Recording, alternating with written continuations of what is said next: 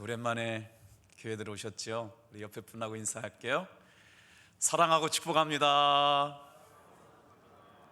네, 우리 영상으로 가정에서 예배드리고 있는 분들한테도 같이 인사했으면 좋겠습니다. 빛이 있으라. 네, 아침부터 도청에서 시청에서 막 우리 교회 조사하고 갔거든요. 마스크 다 쓰고 계시네요. 참 예배드리기가 쉽지 않은 때를 만났지만 그럼에도 이 예배 이 아침에 성령 하나님께서 은혜 가운데 우리를 긍휼히 여겨주시고 은혜 주실 줄로 믿습니다. 오늘 말씀은 요한복음 8장 30절부터 32절 말씀을 가지고 은혜를 나누려고 그러는데, 이 말씀은 예수님께서 생애가 거의 끝나갈 무렵에 하셨던 말씀입니다. 뭐라고 말씀하셨을까요? 예수님을 믿으면 자유를 주시겠다는 거예요. 31절 말씀, 진리를 알지니 진리가 너희를 자유케 하리라. 여기서 말하는 진리는 뭘까요? 예수 그리스도입니다. 우리가 해야 할 일 중에 가장 중요한 일이 뭐냐? 바로 가장 가치가 있는 예수님을 아는 일입니다. 왜냐하면 그 진리는 예수님이 우리를 자유케 하셨다라고 하는 것을 증거하고 있기 때문이죠. 오늘 이 예배를 통해서 들려주시는 말씀을 통해 우리의 마음 가운데, 우리의 생각 가운데 하나님의 말씀을 잘 듣고 깨달아 진리가 발견되어지고 알게 되어지기를 충만하게 소망합니다. 말씀을 준비하다가 끙끙 앓았어요. 왜냐하면 예수님께서 하신 말씀을 전했을 때 그 말씀을 들은 사람들은 믿게 되었고 제자가 되었고 자유케 됐다. 그런데 이 거룩하시고 복된 말씀을 어떻게 제가 전할까 참 심히 두려운 마음들이 있었거든요. 그러다가 제 책장에서 책을 하나 발견했어요. 그 책 이름이 뭐냐면 복음이라고 하는 책이었어요. 폴 워셔 목사님 저기 있네요. 저 책을 읽다가 위로를 받았어요. 어떤 위로가 되었냐면 이렇게 써 있더라고요. 다 같이 한번 따라해 보세요. 복음, 구원을 주시는 하나님의 능력, 이렇게 써 있어요. 그래가지고 제목이 너무 좋아서 챕터를 찾아가서 읽었거든요. 그랬더니요 이렇게 기록하고 있어요. 복음이라는 진리는 평생 동안, 아니 영원히 배운다고 해도 다 배울 수가 없다. 복음의 질수를 새로운 진리로 발견되게 될 때마다 그 영광이 우리를 더욱 강하게 매료시켜서 우리의 생각을 다 빨아들이고 우리의 의지를 지배할 뿐만 아니라 아마도 복음보다 더 우리의 관심을 끌기에 충분한 것이 없다는 것을 알게 될 것이다. 용기를 내라. 복음은 우리가 배운 그 어떤 진리보다 훨씬 위대하다. 계속해서 복음을 배운다고 해도 진리를 배워야 할 일은 앞으로도 더 넘쳐나게 될 것이다. 할렐루야. 이해되셨어요? 제가 알고 있었다고 생각했던 복음이라고 하는 게 한계가 있어요. 설명할 수 있는 단어나 어휘가 부족해요. 예수님이 말씀하시려고 담았던 그 진리를 제가 아무리 잘 설명한다고 해도 늘 부족함을 느끼잖아요. 그런데 폴 워셔 목사님도 그런 고민이 있었나 봐요. 두려워하지 말아라. 지금 알고 있는 것이 깊이가 더해져 갈수록 인생을 살다 가다가 여러분 그 보석 같은 진리를 매 순간마다 새롭게 경험하게 될 줄로 믿습니다. 어제까지 알았고 오늘 아침까지 알았던 진리보다 오늘 새로운 복음의 은혜가 눈 떠지기를 주님의 이름으로 축복합니다. 그 말씀이 위로가 되더라고요. 진리를 알지니 진리가 너희를 자유케 하리라. 진리를 알아야 된다. 진리를 알지니, 진리를 알아야만 비로소 자유인이 된답니다. 여러분 정말 자유하실 수 있을 만큼 진리를 알고 계신가요? 그렇지 않다면 다시 예수님께서 말씀하셨던 진리와 복음에 대한 관심으로 한 주간을 묵상하며 살아보실까요? 진리가 무엇이라고요? 예수 그리스도.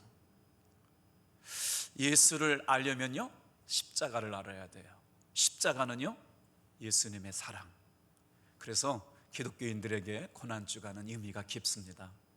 예수님을 알고 진리를 알고 복음을 알고 그 복음 안에 담겨져 있는 사랑을 알기에 성도들에게 있어서 고난주간만큼 예수님의 십자가를 묵상할 수 있는 기회가 얼마나 더 있을까요? 사랑하는 성도 여러분, 내일부터 일주일 동안 고난주간 특별 새벽 기도가 시작됩니다. 1층과 2층으로 다 좀 나눠서 가지고요, 십자가의 사랑을 묵상할 수 있는 한 주간 되기를 주님의 이름으로 축복합니다. 묵상하다가 책을 하나 읽었는데요, 이런 단어예요. 사람은 바라보는 것을 닮게 되어 있다. 놀랍지 않아요? 한 주간 동안 뭘 바라보고 사셨어요? 예수님 바라보고 살면 예수님 닮은 사람 될 줄로 믿습니다. 십자가의 사랑 닮아 살아고 바라보고 살면 우리를 통해서도 십자가의 사랑이 흘러가게 될 줄로 믿습니다. 그래요. 무엇을 바라보고 무엇을 담고자 하느냐에 따라 우리의 삶의 열매가 달라져 가는 것이죠. 우리에게 자유를 주시겠다는 말씀은 오직 진리가 속박에서 풀어 놓아 주시겠다는 말씀입니다. 자유는 스스로 얻어지는 것이 아닙니다. 진정한 자유는 오직 하나님께로부터만 얻어질 수 있기에 예수님은 이 엄청난 진리를 우리에게 말씀하셨어요. 사람이요, 예수님의 말씀을 진리로 깨닫는 그 순간부터 진리를 알아야 자유하게 된답니다. 진리를 알지니 진리가 너희를 자유케 하리라. 그러면 예수님께서 이 말씀하신 것이 진리라고 하는 건 알았는데 우리는 무엇을 알게 되었을까요? 안다는 건 이런 거더라고요. 제가 이 설교 한 편을 위해 가지고요, 설교를 위해 책을 한 10권을 참고했거든요. 뭔가 잡힐 듯하고 뭔가 명료하게 설명을 잘할 수 있을 것 같고 원고를 6번 수정을 했어요. 그런데도 우리 성도들에게 정말 이것이 진리입니다 라고 설명하기에 부족한 한계를 느끼고 부족함을 느끼게 돼요. 그때 깨닫는 게 하나 있어요. 하나님 앞에 내가 부족하다라고 하는 걸 깨닫게 되는 것 자체가 은혜이구나. 그래서요, 자신의 부족함을 깨달은 사람은 어떻게 하기 시작해요? 감사하기 시작합니다. 가지고 있는 걸 고마워할 줄 아는 거예요. 오늘 하루의 삶에 감사하게 되는 거예요. 비록 우리가 이렇게 예배드리지만 이렇게라도 예배드릴 수 있는 것도 감사합니다. 시기는 참 예배드리기 어려운 때지만 이 때를 잘 지내게 되면 우리 장로님 기도해 주신 대로 예배 한번 드리면서 같이 모이는 게 은혜고 하나님 앞에 나올 수 있었던 것이 은혜고 함께 웃으며 찬양하며 눈물로 기도했던 것이 은혜라고 하는 것을 알게 되었다는 것이죠. 사랑하는 성도 여러분, 이번 한 주간 동안 기도하고 예수님 바라보면서 예수님께서 알게 하신 진리가 십자가고 복음이라면 그 사랑 앞에 눈물 뿌려 기도해 볼 수 있는 한 주간 되어지기를 축복합니다. 그런데 저도 그랬어요. 한 주간 동안 기도하면서 십자가 그 위에 나 죽었네. 십자가 그 위에 나 죽었네. 그 사랑 알게 해주세요. 그랬더니요, 한 주간 동안 제 믿음의 고백이 풍성해졌어요. 그래야 예수님 믿고 사는 사람들답지 않을까요? 사랑하는 성도 여러분, 그 어떤 일이 있어도 예수님 바라보는 건 놓치지 않게 되기를 축복합니다. 예수님께서 말씀하신 진리, 자유에 대해서 로마서 6장 6절 말씀을 묵상했습니다. 같이 한번 읽어볼까요? 시작.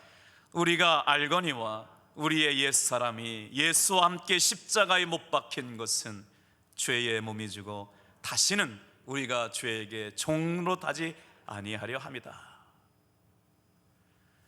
예수님께서 말씀하신 이 자유는요, 예수님의 십자가를 통해서만 주어지시는 자유인데 어떤 자유라고요? 오늘 로마서 6장 말씀을 보니까 주님이 주신 자유는 죄로부터의 자유래요. 깜짝 놀랐어요. 정리하다 보니까요, 말씀을 꼭 채치는 것처럼요, 단어가 세 단어가 떠올랐어요. 정말 하나님의 신비로운 은혜였어요. 말씀을 걸러내고 채를 치는 것처럼 도를 조각을 계속 세밀하게 해가는 것처럼 그러다가 문득 한 단어가 떠올랐어요. 주님이 주시는 자유는 죄로부터의 자유래요. 이 얼마나 감사한 겁니까? 세상에 누가 죄로부터 자유할 수 있다고 얘기할 수 있겠어요? 오늘 예배를 드리는 사랑하는 성도 여러분, 예수님 주시는 자유는 죄로부터 자유인 줄로 믿습니다. 우리의 삶에 얼마나 죄가 많았어요. 허물이 많았어요. 내 힘 가지고 그것을 벗어낼 수 없었지만 죄가 없으신 예수님께서 이 땅에 오심으로 말미암아 우리의 삶에 죄로부터의 자유를 선물해 주신 줄 믿습니다. 마귀에게, 죄와 마귀에게 종노릇 했던 우리의 삶에 주님의 십자가의 사랑으로 말미암아 얻게 된 자유. 그러나 여러분, 기억할 것이 있어요. 우리가 예수님께 집중하지 않고 말씀에 순종하지 않으면 예수님이 주신 진정한 자유는 어떤 자유예요? 언제든지 선택해도 선택할 수 있다는 거예요. 마귀에게 종로로 탈 수 있는 자리로 돌아가는 자유, 죄를 지을 수밖에 없었던 자리로 돌아갈 수밖에 없었던 자유를 주셨기에 이 자유는 완전한 자유였어요. 은혜 가운데 살아갈 수 있었습니다만 하나님의 말씀을 잃어버리고 사랑을 잃어버리면 다시 마귀에게 종로로 타고 죄에게 종로로 타는 자리에 돌아갈 수 있는 그 자유였다는 것이죠. 오늘 예수님이 주신 자유는 강제로 우리를 저절로 죄짓지 않게 하시진 않았어요. 누가 결단해야 돼요? 예수님의 사랑을 경험하고 발견한 사람들이 스스로 죄로부터 자유를 추구해야 되는 자유인 줄로 믿습니다. 그래서 어떻게 해요? 말씀 묵상하고 기도하고 자꾸 주님께로 가려고 하는 거예요. 다 같이 한번 따라해 주실래요? 죄를 짓는 자마다 죄의 종이 되느니라. 예수님께서 주신 자유는 이 죄의 종으로부터 벗어나게 하시는 자유였어요. 죄로부터 자유였단 말이죠. 그 십자가의 사랑이 우리를 살게 하고 오늘 이 예배를 통하여 하나님의 말씀과 은혜를 기대하는 저와 여러분들을 죄로부터 자유하게 하여 주신 줄로 믿습니다. 아멘. 그런데 많은 사람들이 말이에요, 이렇게 생각하고 산답니다. 목사님, 예수님 믿는 거 좋죠. 그런데요, 아무리 믿어보려고 해도 믿어지지 않는 사람은 어떻게 해요? 제가 만난 사람들 가운데도 그런 사람들이 있었어요. 진짜 믿어보려고 하는데 안 믿어진대요. 오늘 이렇게 예배를 드리러 온 사랑하는 성도 여러분, 예수님이 믿어지게 하신 것이 감사요 은혜인 줄로 믿습니다. 아무리 믿어보려고 해도 도저히 예수님이 믿어지지 않는 한 사람이 있었는데, 미국의 예일대학교 법대를 졸업한 사람이었어요. 직업이 뭐였느냐? 기자였습니다. 그래서 이 사람은 투철한 정신을 가지고 예수는 허구다, 예수는 만들어내는 신화다, 내가 이 지혜로운 머리를 가지고 이 성경이 가짜고 예수는 역사적 허구라고 하는 사실을 밝혀내고 말 거야 라고 하는 사명감을 가지고 성경을 연구했던 사람이 있어요. 여러분, 사순절 기간에 집에 계실 시간들이 많죠? 제가 좋은 영어 하나 소개시켜 드릴게요. 이 사람이 놀랍게 고백한 고백들이 책으로 나왔어요. 그 책이 영어로 만들어졌어요. 예수는 역사다. 저 영상을 한 2분 30초 영상이 준비되었거든요. 잠깐 그 영상 보고 돌아올 텐데요. 주중에 네이버에 들어가시면 다 살 수 있어요. 한 5,000원인가 얼마면 살 수 있는데 한번 영화 가족들끼리 보세요. 큰 은혜가 될 줄로 믿습니다. 영화 보고 돌아올게요.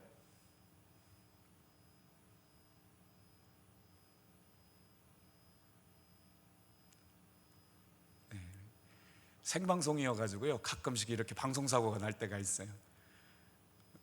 준비가 다 잘 돼가지고 바로 넘어가면 될 줄 알았는데, 집사님 안 되면 그냥 그 겉표지만 보여주세요.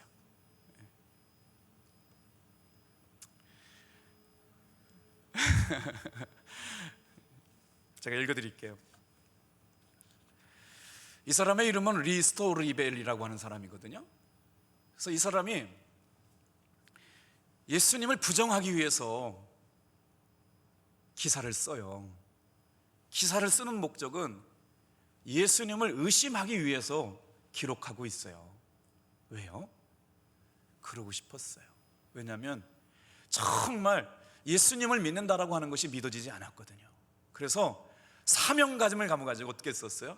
예수를 의심하게 만들고 예수를 부정하게 만들고 예수는 없다라고 하는 것을 이성적으로 논리적으로 명확하게 보여주려고요, 책을 쓰고 기록을 남기고 신문 기사를 쓰다가 어느 날 예수를 만난 사람들을 만나게 되는 거예요.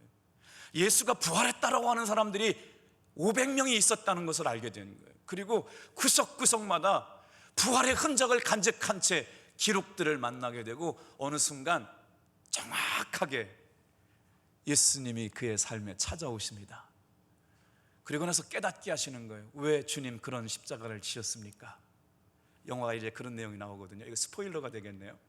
그랬더니 예수님께서 이렇게 말씀하세요. 내가 너를 사랑했기 때문이다. 이 영화의 감동을 제가 미리 다 가져와 가지고 다시 보면 재미가 없을지 모르겠지만, 그렇게 예수님을 부정하려고 했던 사람, 예수님이 허구였다고, 예수님은 거짓이었고 역사적 사람이 아니었다라고 하는 것을 얘기하려고 했던 그 사람이 예수님을 만난 이야기. 예수는 역사다. 여러분, 오늘 우리가 아무리 부인하려고 해도, 아무리 의심하려고 해도 오늘을 살아가는 사람들 가운데 살아계신 예수님을 만나는 사람들이 있다는 걸 부정할 수 없음을 깨닫게 되기를 축복합니다.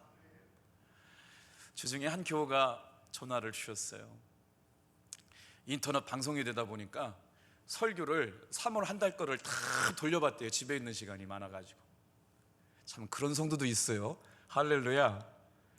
여러분은 전혀 그럴 생각이 없으시죠? 3월 한 달 주일날 설교를 다시 돌려봤다는 거예요.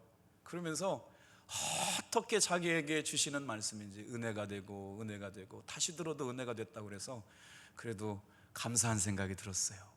사랑하는 성도 여러분, 세상 사람들이 아무리 예수가 없다고 그러고 아무리 교회가 소용이 없다고 그러고 예수 믿는 사람들이 아무것도 아니라고 해도 주님은 이 순간도 누군가를 만나고 계시고 누군가를 변화시켜주고 계신 줄로 믿습니다. 그 은혜의 주인공이 내가 됐으면 좋겠는 거죠. 얼마나 감사해요. 아무리 부인해 보려고 해도, 아무리 의심해 보려고 해도, 그럼에도 불구하고 예수님은 그렇게 의심하고 예수님을 만나려고 했지 않았던 사람까지도 변화시켜 주셨다. 그런데요, 수없이 많은 사람들이 예수님을 부인하려고 했다가도 은혜로 예수님을 만난 사람들이 많이 있어요. 오늘 가정에서나 집에서 또 이렇게 예배를 드리고 방송으로 보시는 분들 가운데 의심이 돼서 예수님을 믿는 믿음이 잘 생기지 않는 분들도 포기하지 않고 주의 말씀 안에 거할 수 있게 되기를 축복합니다. 한번 주중에 예수는 역사다라는 책 한번 꼭 읽어보세요. 자, 오늘 저는 다른 구절의 말씀을 생각하지 않고 예수님께서는 말씀하셨다, 그 말씀은 진리다, 그 진리를 믿는 사람은 제자가 되었고 제자가 된 사람은 진리를 통해 자유함을 얻었다, 이 주제만 가지고 말씀을 나누려고 그래요. 예수님께서 뭘 말씀하셨어요? 이 말씀을 쉽게 한번 잘 이해해 보세요. 두 가지만 생각해 보겠습니다. 다 같이 한번 따라해 보세요. 예수님은 하나님의 나라와 복음을 말씀하셨습니다. 자, 이제 지금부터 하나님의 나라에 대해서 제가 알고 있는 수준에 대해서 하나님의 나라를 설명할 거예요. 잘 따라오셔야 돼요. 좀 지루할 수도 있어, 어려울 수도 있고. 여러분, 진짜 예수님께서 실제 하시는 분이라면 여러분, 우리도 예수님 만나야 되지 않을까요? 예수님께서 실제 하시는 분이라면 지금 바로 우리도 예수님을 만나야 합니다. 왜냐하면 이 예배의 시간에 찾아오시고 우리의 심령 가운데 찾아오시는 분이기 때문인 줄 믿습니다. 예수님은 우리의 믿음의 대상이지만 실제로 우리에게 찾아오신 분이죠. 예수님께서 말씀하셨던 그 말씀은 다 말씀드릴 수 없지만 크게 요약해 보면 하나님의 나라와 복음에 대한 이야기를 말씀하셨어요. 그래서 사람들이 물어요. 뭘 물어요? 천국이 있습니까? 여러분, 천국이 있을까요? 고백들을 해보실까요? 누가 물었어요? 천국이 있어요? 아니요? 아멘이었어요? 여러분이 마스크 쓰셔가지고 아니온지 아멘인지 잘 구분이 안 돼요. 천국이 있음을 믿으세요? 자, 하나님의 사람들은 천국이 있다고 서슴없이 말할 수 있어야 될 줄로 믿습니다. 아이, 그럼요. 천국은 너무나도 확실하게 존재합니다. 어떤 의미에서요?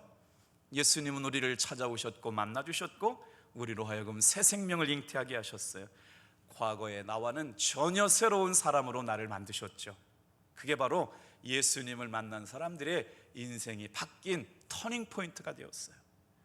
예수님이 태어나신 기점을 통해서 비포 크라이스트라고 하는 역사의 기준점이 됐고, 아노 도미니라고 하는 것은 역사에 예수님이 오신 이 순간부터의 기록의 역사인 것처럼 예수님을 만난 사람은 예수님을 만난 이전의 삶과 예수님을 만난 이후의 삶이 확연하게 달라지게 될 줄로 믿습니다.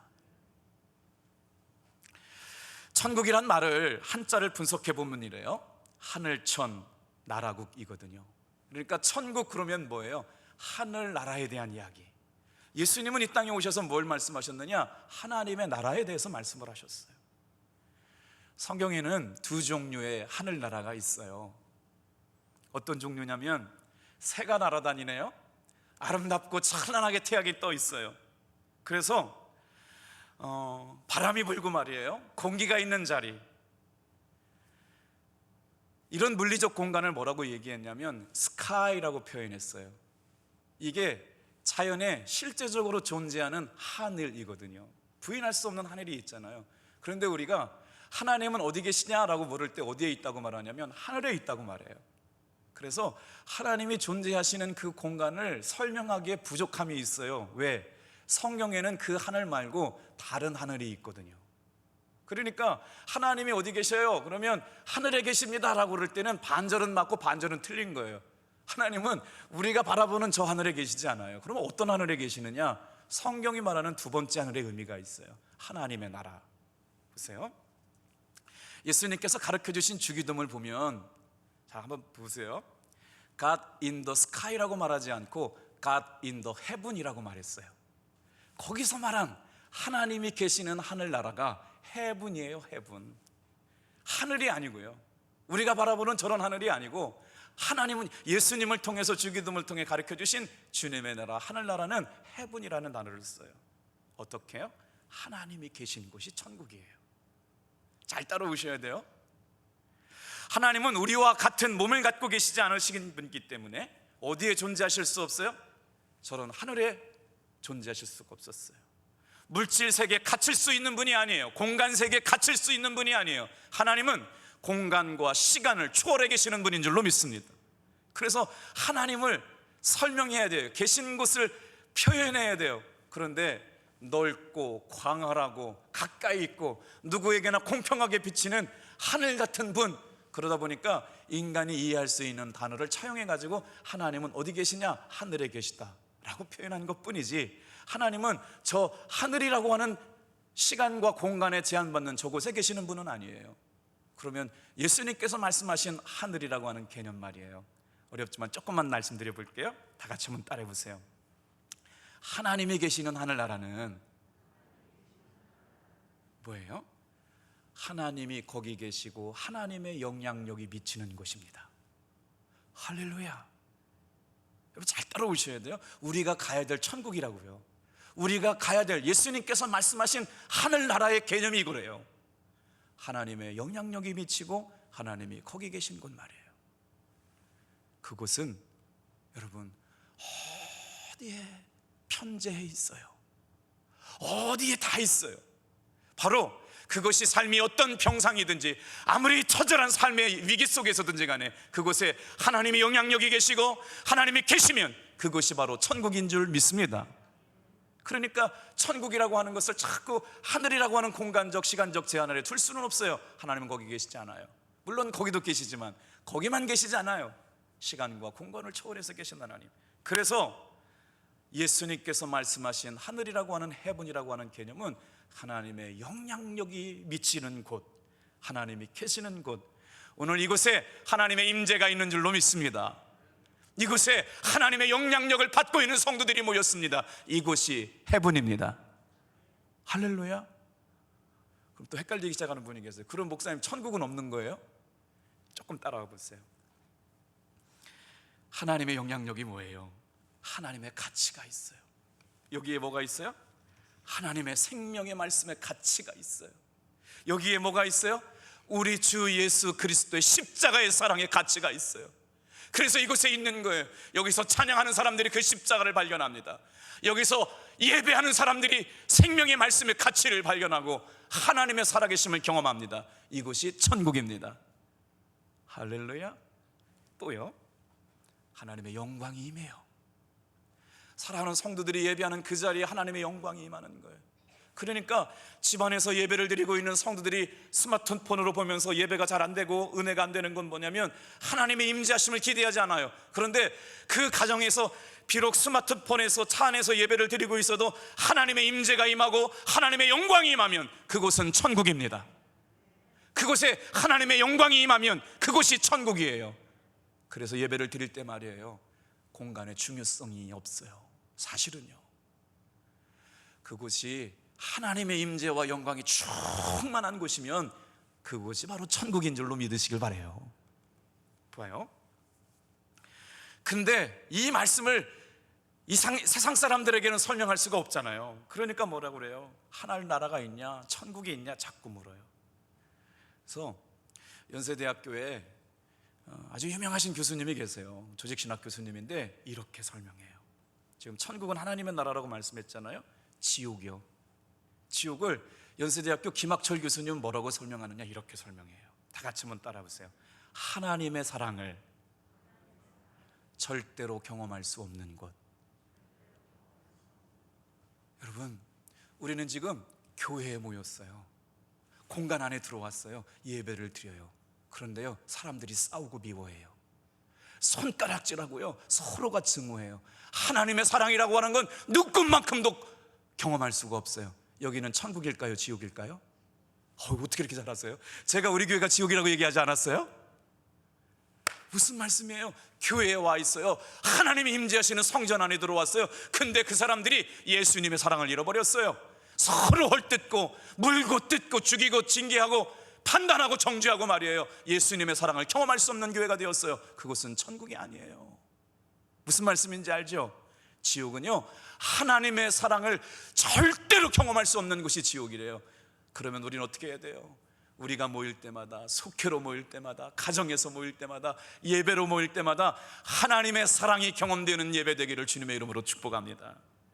그게 바로 하나님이 계신 곳이고요, 하나님의 영향력이 계신 곳, 천국이란 말씀이에요. 자, 우리가 죽으면 천국 갈 수 있을까요? 구원파 사람들이 꼭 우리한테 묻잖아요. 당신 구원받았어요? 구원받은 걸 확신하는 사람은 날짜와 그때를 기억하지 못할 수가 없는데, 당신 그 날짜와 요일을 모르는 것 보니까 구원받은 것 가짜니까 내가 전하는 구원 좀 들어볼래요? 이렇게 해서 사람들 하게 하잖아요. 여러분, 누가 물어볼 거예요. 또 이렇게, 당신은 죽으면 오늘 밤이라도 천국을 갈 수 있습니까? 아멘이세요? 고백해봐요. 이 표현은요, 앞으로 이렇게 물어달라고 얘기를 해주세요. 당신 오늘 밤 죽어도 천국 갈 수 있습니까? 라고 하는 묻는 질문을 이렇게 역으로 제안해 보실 필요가 있어요. 다 같이 한번 따라해 볼게요. 죽어서도 우리가 하나님과 함께 할 수 있을까요? 이게 본래적인 질문이에요. 여러분, 다시요. 예수님의 십자가의 사랑을 경험하고 주님께서 들려주신 말씀을 믿었더니 우리에게 구원이 임했어요. 그 말씀대로 따라 살아가고 하려고 했더니 예수님의 제자가 되었어요. 너무 좋았어요. 하늘의 이치가 깨달아졌고 자유가 내게 임했어요. 그리고 예수님께서 나의 죄를 용서하여 주심으로 말미암아 자유가 임해서 이제 더 이상 언제나 어디서나 예수님과 동행하는 천국을 경험하는 사람이 되었어요. 그래서 뭐라고 고백해요?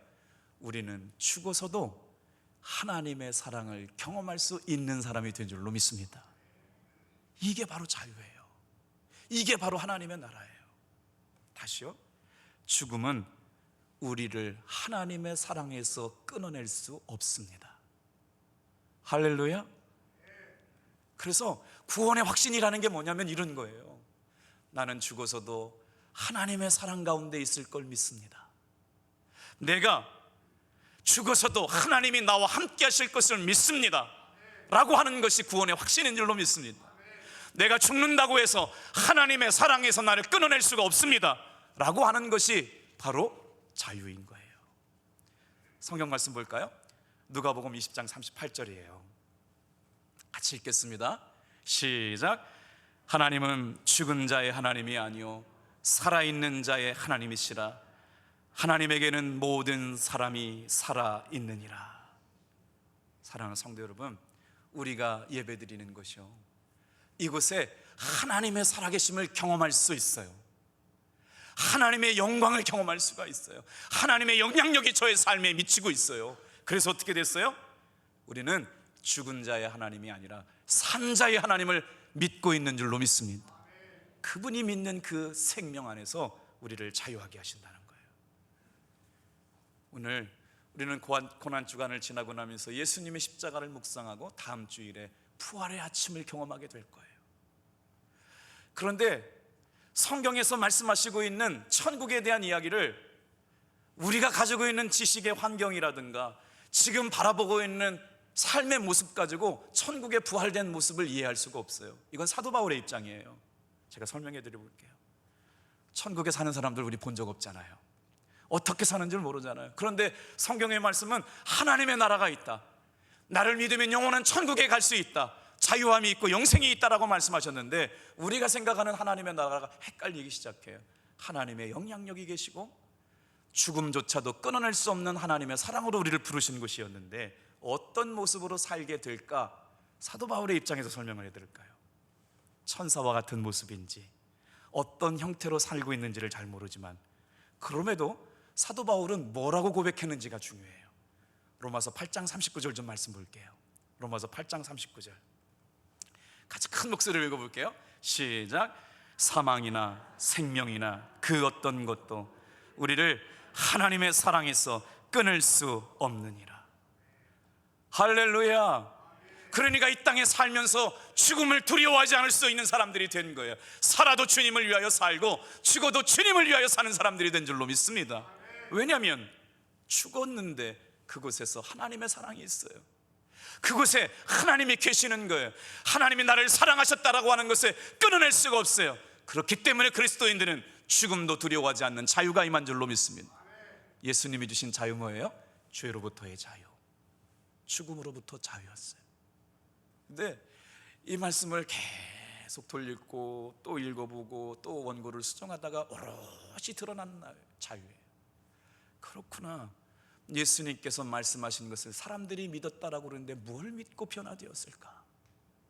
오늘 이 강단에서 선포되는 말씀이 누구에겐가는 들려져야 되고 누군가는 생명이 되어야 되고 누군가는 삶을 바꾸는 말씀인데 예수님은 뭘 전했을까? 그랬더니 이게 드러난 거예요. 예수님의 말씀을 들은 사람들은 죄로부터 자유를 알게 되었고 경험하게 되었고 삶의 변화가 일어났다. 죽음 앞에 두려워하고 염려하고 근심하던 사람들이 죽음 이후에도 하나님의 사랑을 알았기에 그들은 절대로 죽음을 두려워하지 않게 되었다. 놀랍지 않으세요? 이 말씀을 들었던 제자들은 예수님의 말씀에 순종해서 다 순교자가 됩니다. 기억나세요? 예수님의 11제자는 이 말씀과 진리를 깨닫고 나서 예수님의 복음을 위하여 하나님의 나라를 위하여 선교하고 복음 전하다가 다 순교자가 돼요. 우리의 삶이 어떠해야 될까 결단이 되시죠? 이 말씀에 인생의 승부를 거는 거예요. 이 말씀에 생명을 걸은 거예요. 이 말씀에 인생의 가장 중요한 삶의 자원들을 걸었어요. 제자가 된 사람들이 발견한 진리, 제자 된 사람들이 경험한 자유. 오늘 사랑하는 성도 여러분, 예수님은 말씀하셨고 사람들은 믿었다. 뭘 믿었을까? 이 자유를 믿게 된 줄로 믿습니다. 요한복음 14장 2절 말씀 좀 볼게요. 예수님께서 직접 하신 말씀이에요. 천국에 대한 말씀이에요. 우리는 생명의 연약함을 간직한 채 죽음과 죄의 공포에 입지만 예수님께서 분명하게 단언컨대 천국에 대해서 말씀하고 있어요. 요한복음 14장 2절 말씀 볼게요. 시작. 너희 육체적인 삶이 끝난 후에도 너는 나의 사랑 안에 머물게 된다. 내 아버지의 집에 거할 곳이 많도다. 사랑하는 성도 여러분, 하나님이 예수님을 통해서 우리에게 주신 위대한 선물 말이에요. 육신의 장막이 벗어 던져지고 나면 하나님께서 준비하신 하늘에 입성하게 될 텐데 그곳에 하나님이 준비하신 집이 있어 우리가 거할 것이 준비되어 있는 줄로 믿습니다. 이게 주님이 말씀하신 하나님의 나라예요. 그러니까 다시 한번 오늘 말씀을 곱씹어 볼게요. 예수님의 말씀을 믿은 사람들은 다 들은 사람들은 믿게 되었고, 그 믿은 사람들은 예수님의 제자가 되었고, 그 제자가 된 사람들은 진리 안에서 자유하게 되었는데 죄로부터의 자유이며 죽음으로부터의 자유였다. 내가 믿는 믿음은 내 영혼을 죄로부터 자유하게 있고, 내가 믿고 있는 진리는 내 삶에 진정한 평안을 가져오고 있는가? 십자가를 묵상하며 뒤돌아볼 수 있는 여러분들에게 축복합니다. 그래서 뭐라고 그래요? 예수 안 믿는 사람들이 뭐래요? 정말 목사님 천국이 있습니까? 권사님 집사님 천국이 있습니까? 그럼 뭐라고 해야 돼요? 다 같이 한번 따라해주세요. 그럼요. 할렐루야. 그럼요. 왜요? 내가 오늘 기쁨 가운데 살고 있잖아요. 내가 하나님과 동행하고 있잖아요. 예수님의 은혜 가운데 있잖아요. 그럼요. 뭐라고요? 오늘 하루를 기쁘게 살아가는 여러분들에게 축복합니다. 오늘 장로님 기도가 너무 아름답지 않으세요? 오늘이 마지막인 날처럼 살아가는 거예요. 오늘 우리가 하루를 살아도 하나님께서 내 인생 가운데 마지막 날인 것처럼 사랑하며 섬기며 존귀하게 여기는 귀한 성도들 되기를 축복합니다. 그게 주님이 말씀하신 우리 그리스도인의 삶이었어요. 뭐예요? 하나님을 삶에서 체험합니다. 하나님의 말씀 안에서 살아계심을 경험합니다. 그리고 잔치와 같이 천국의 삶을 매 순간 경험합니다. 죽음을 앞에 두고 있거나 병상에서 이 말씀을 듣고 있는 여러분, 비록 우리가 죽는다고 해도 하나님의 사랑은 우리를 죽음에서 끊어낼 수 없음을 믿으셔서 자유하게 되기를 축복합니다. 쉬운 말 성경이요, 현대인의 성경은 이 본문을 이렇게 해석해요. 누가복음 17장 20절부터 21절이요. 우리 같이 한번 읽어볼까요? 누가복음 17장 20절에서 21절 제가 읽어드릴게요. 하나님의 나라는 볼 수 있게 오는 것이 아니며 또 여기 있다 저기 있다 말할 수도 없다. 왜냐하면 예수님이 말씀하신 하나님의 나라는 너희 안에 있기 때문이다. 하나님의 나라가 어디 있어요? 하나님의 통치하심을 받는 내 마음 안에, 하나님의 사랑이 영향력이 미치는 우리 탑동교회 교우들의 삶 안에, 또 일터에서, 가정에서, 직장에서 하나님의 선한 영향력 안에 찬양과 영광이 임재한 그곳에, 하나님의 강력한 선한 영향력이 있는 그 자리에 하나님은 우리와 함께 계시는 줄로 믿습니다. 자, 두 번째요, 다 같이 한번 따라해 보실래요? 사람들은 복음을 들었습니다. 이 자유는 바로 우리를 죄로부터 자유하게 하셨던 복음이었거든요. 로마서 6장 6절 아까 읽었는데 다시 한번 읽어볼게요. 이거요, 시작. 우리가 알거니와 우리의 옛사람이 예수와 함께 십자가에 못 박힌 것은 죄의 몸이 주고 우리가 다시 우리가 죄에게 종롯하지 않게 하려 함이니라. 예수님은 말씀을 전하셨고 사람들은 믿었습니다. 무엇을 믿었어요? 죄로부터 자유하게 하시는 예수님의 말씀을 믿었습니다. 오늘 이 예배에 있는 사랑하는 성도 여러분, 주님의 말씀이 다시 한번 우리에게 들려져서 죄로부터 자유함을 얻는 귀한 은혜를 깨닫게 되기를 축복합니다.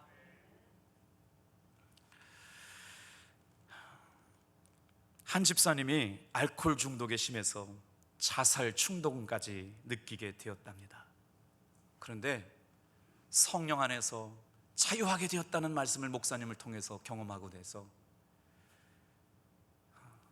저녁까지 술 먹었던 사람이 그 순간부터 술이 딱 깨어지는, 끊어지는 은혜를 경험했어요. 저도 목회하면서 그랬거든요. 우리 성도들이 목사님한테 와가지고 담배 좀 안 피게 해달라는 기도를 참 많이 받았어요.